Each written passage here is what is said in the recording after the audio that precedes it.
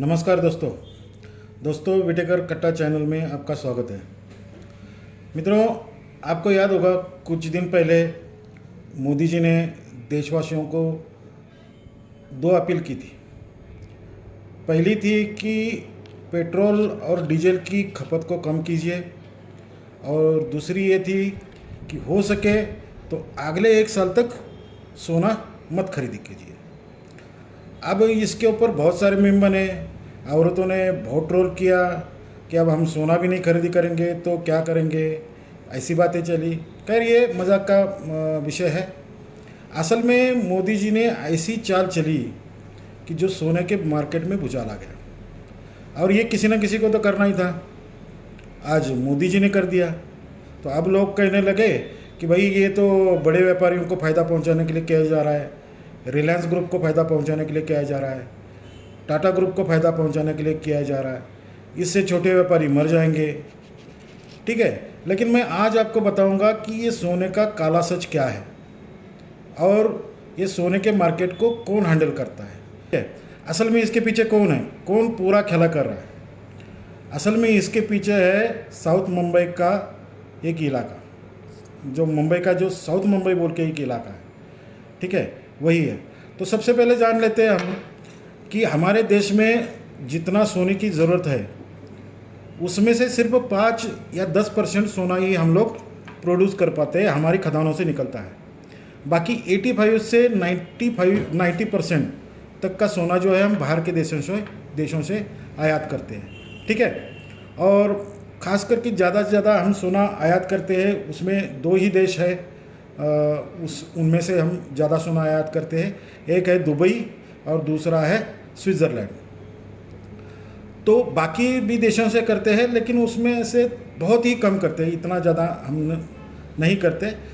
सबसे ज़्यादा हम दुबई से और स्विट्ज़रलैंड से हम सोना आयात करते हैं। तो दोस्तों, अभी यह आयात कौन करता है? सोना आयात करने की परमिशन किसको है? क्या आपके अड़ोस पड़ोस में जो सरापा पेट में जो ज्वेलर्स दिखते हैं, क्या वो दुकानदार है वो सोने को आयात कर सकते हैं, या गवर्नमेंट की कोई अथॉरिटी है जो सोने को आयात करती है, या जो भी है? अभी मैं आपको बताऊंगा कि हमारे देश में सोना आयात कौन करता है। तो दोस्तों, हमारे देश में 15 से 17 बैंक ऐसे हैं जिनको सोना आयात करने के लिए रिज़र्व बैंक ऑफ इंडिया ने उनको अथॉरिटी दी हुई है। यही 15 से 17 बैंक है जो पूरा सोना और चांदी दोनों चीज़ें बाहर के देशों से इंपोर्ट कर सकती है, एक्सपोर्ट कर सकती है। इनके अलावा और कोई नहीं कर सकता, चाहे वो कोई कंपनी हो, चाहे कोई वो इंसान हो, चाहे कोई बिजनेसमैन हो, कोई नहीं कर सकता। सिर्फ बैंकों को ही वो अथॉरिटी है कि वो परचेस कर सकती है और आयात कर सकती है। अब बैंक का जब आयात करती है तो आप सोचोगे इसमें कालाबाजारी फिर कैसे हो सकती है, कैसे क्या हो सकता है? असली खेल तो यहाँ से शुरू होता है। असली खेल यहाँ से शुरू होता है। और जो बैंक का जैसे कि सोना आयात करती है तो क्या वो मार्केट में बेचती है? तो नहीं दोस्तों। अगर मैं खरीदी करने जाओ या आप खरीदी करने बैंक में जाओ और कहो कि उनको कि भाई हमें इतना इतना सोना चाहिए और दे दीजिए, नहीं देंगे वो। ठीक है, और आपके अड़ोस पड़ोस में जो दुकानदार है, जो सोने का ज्वेलर्स है, उनका वो अपने बिजनेस के लिए सोना खरीदी करने के लिए बैंक में जाए, अगर वो जाए तो क्या बैंक उनको देगी सोना? नहीं देंगे, उनको बैंक कभी सोना नहीं देगी दोस्तों।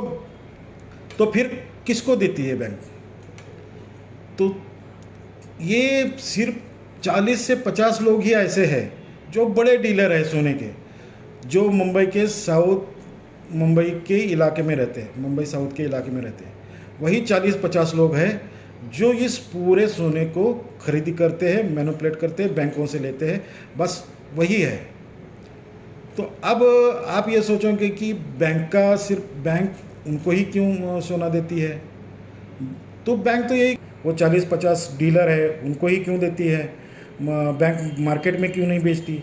तो बैंक को अगर आप पूछने जाओगे तो बैंक तो सीधा सीधा यही कह देगी कि भैया हमारे पास इतना सपोर्ट नहीं है और हमें पार्टनर की ज़रूरत है और हमने इनको अपना पार्टनर मतलब बना के रखा हुआ है। तो ये बैंक तो इसमें से निकल जाएगी, ठीक है।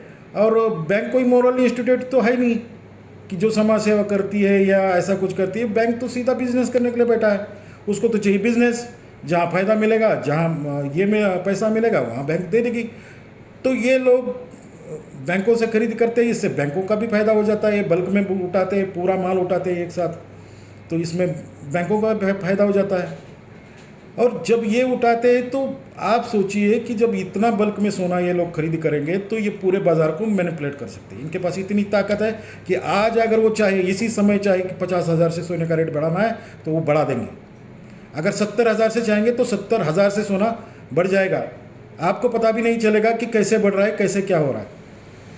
अब सोने का जर्नी आप देख लो, 35,000 से सोना 65,000 पर, 65,000 से 75,000 पर कब गया, और कब 75,000 का सोना 1.5 लाख पर गया, और लास्ट में वो 2 लाख को टच करने के लिए गया। इतना बड़ा चेंज और इतना बड़ा उछाल सोने में आया कहाँ से, कैसे, ठीक है। तो ये सब ये 40-50 लोगों के हाथ का खेल है। पूरे हिंदुस्तान में ये सिर्फ 40-50 लोग ही तय करते हैं कि सोने का भाव बढ़ाना है या सोने का भाव घटाना है, क्या करना है इसके साथ। अब क्या ये बात गवर्नमेंट को पता नहीं है? गवर्नमेंट को पता है, सब पता है गवर्नमेंट को। तो फिर उन्होंने आज तक कुछ क्यों नहीं किया? 1947 में हमारा देश आज़ाद हुआ, तो वहाँ से लेकर अब तक क्यों कुछ नहीं किया गया? इसके पीछे कौन है, कौन लोग हैं जो इसके पीछे है? कौन ये चाहते हैं कि सोने को रेगुलेट ना किया जाए, ठीक है। अभी कुछ दिन पहले एक न्यूज़ आई थी, आप लोगों ने सुनी होगी, राजेश एक्सपोर्ट नाम से एक कंपनी है जो स्विट्ज़रलैंड में है, जो इंडिया की कंपनी है, स्विट्ज़रलैंड में रिफाइनरी है उसकी। तो उसका घपला पकड़ा गया, ऐसे भी नहीं उसके घपले को पकड़ा, अभी उसकी छानबीन हो रही है। 15 लाख करोड़ का घपला हुआ, 15 लाख करोड़ का, जो भारत के इतिहास का आज तक का सबसे बड़ा घपला है, सबसे बड़ा घोटाला है, ठीक है। अब ये जो सोना हमारे बैंक जो है, अभी मैं आपको बताता हूँ, हमारे जो बैंक है, जो 15 से 17 बैंक है, ये जो सोना इंपोर्ट करती है हमारे देश में, वो कहाँ से आता है?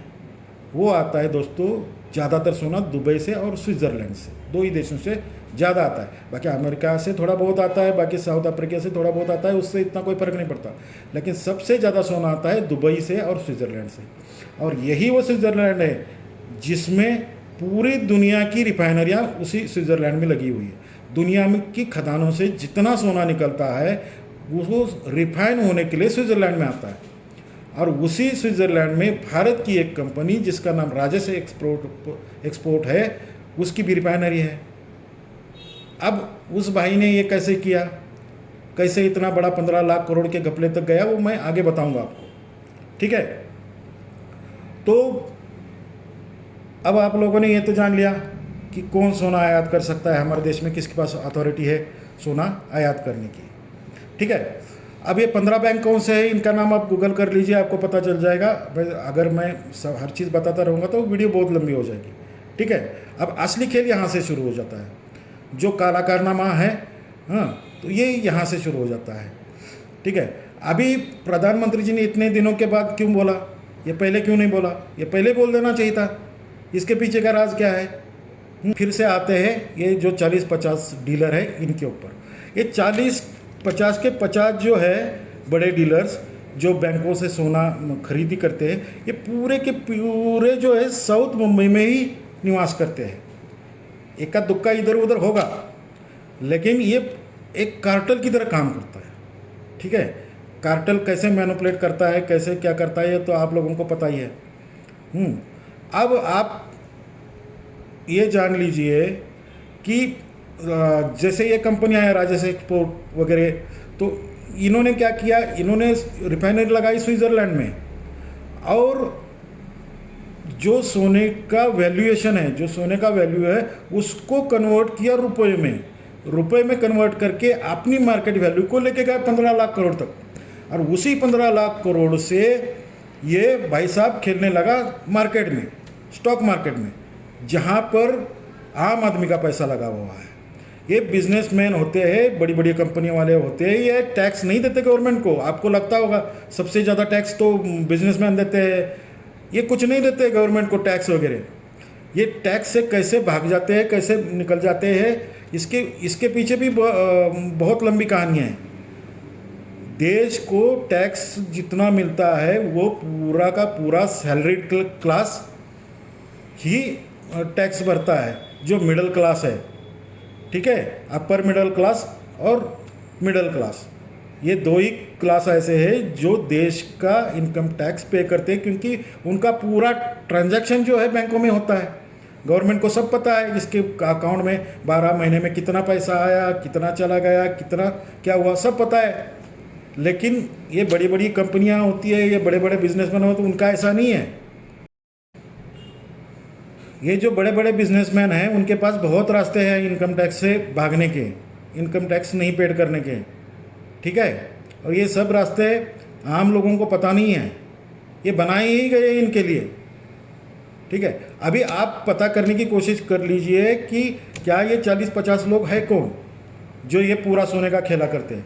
नहीं पता चलेगा आपको, कुछ एक के नाम आ जाएंगे, लेकिन मैं आपको बता दूं कि ये आप कितनी भी कोशिश कर ले कभी आपको पता नहीं होने देंगे इसके पीछे का राज क्या है, इसके पीछे का खेला क्या है। और इसमें सब मिले हुए हैं, ब्यूरोक्रेसी मिली हुई है, बिजनेस, बड़े बड़े बिजनेस टाइकून मिले हुए हैं, पॉलिटिकल एलिट मिली हुई है, और यहाँ तक कहा जाता है कि महाराष्ट्र का ही एक कोई बड़ा पॉलिटिकल घराना है, ठीक है, जो इस पूरी लॉबी के ऊपर कंट्रोल करता है। अभी मेरे पास कोई सबूत तो इसका है नहीं, तो मैं नाम तो लूँगा नहीं किसी का, लेकिन ये जो पावर लॉबी है उनको सब पता है, सब खेला पता है, गवर्नमेंट को सब पता है, ठीक है। तो गवर्नमेंट ने अभी तक इसके ऊपर कोई कार्रवाई क्यों नहीं की?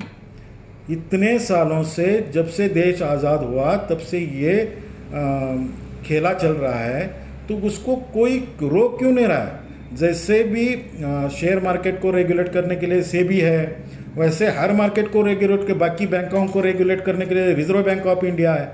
लेकिन सोना एक ऐसी कमोडिटी है जिसके ऊपर पूरी दुनिया चलती है, पूरी दुनिया सोने को मानक मानती है, पूरी दुनिया अपनी नोट प्रिंट करती है सोने के ऊपर कि अपने पास कितना, आपके पास पैसा है और कितना आपने मतलब प्रिंट करना है नोटों का। इतनी बड़ी सोने की वैल्यूएशन होने के बाद भी उसके ऊपर कोई रेगुलेटरी क्यों नहीं है? गवर्नमेंट ने सोने के ऊपर आज तक रेगुलेटरी क्यों नहीं है? गवर्नमेंट ने आज तक इसके ऊपर कुछ क्यों नहीं किया? अब जो है मोदी जी के कहने से दो बातें तो हो सकती है इसमें, समझ में आती है कि क्यों कहा गया होगा। मैं जानता तो ये नहीं हूँ कि क्यों कहा, लेकिन एक अंदाज़ ये आता है कि भाई क्यों कहा गया होगा। तो इसके दो कारण हैं। एक तो ये है कि ये सब गवर्नमेंट को एक खेला पूरा पता है, उनको इशारा देने के लिए कि भाई आप लोग सुधर जाओ अभी, कि हो सकता है गवर्नमेंट के दिमाग में हो कि आगे कुछ रेगुलेटरी लेके आए इसके ऊपर, तो इनको अभी से सावध कर देते भाई कि तुम लोग सुधर जाओ। क्योंकि ऐसा हुआ है, अभी जो दुनिया की हालत है, खाड़ी में जो युद्ध चल रहा है, ईरान अमेरिका चल रहा है, इजराइल और लेबनान का चल रहा है, और रशिया और यूक्रेन का चल रहा है, इसकी वजह से पूरे वर्ल्ड के ऊपर इसका इम्पैक्ट हुआ है। हर चीज़ महंगी हो रही है, हर चीज़ की कीमत बढ़ रही है। अब जितना भी हमको सामान आयात करना है उसके लिए हमें डॉलर देना पड़ता है, विदेशी मुद्रा भंडार हमारे पास खाली होता जा रहा है।